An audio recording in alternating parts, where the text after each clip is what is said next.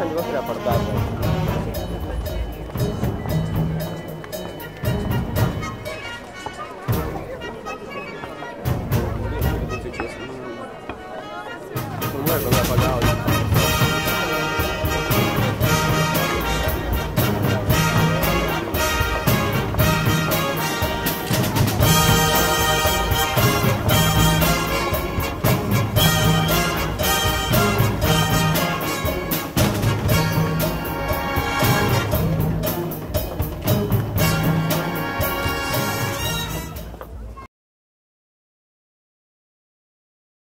Diena. Labą dieną. Ką manote apie šių metų Šiaulių dienas? Manau, kad per mažai renginių kaip Šiaulių dienoms ir pernai jų buvo daugiau. O teigiami aspektai? Teigiami aspektai daug žmonių. Ir geras oras.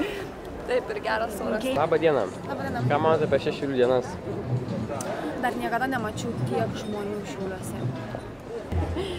Aš sakau, kad užtenka prekybinės veiklos, bet ją reiktų sumažinti ir praplėsti kultūrinę veiklą jaunimui.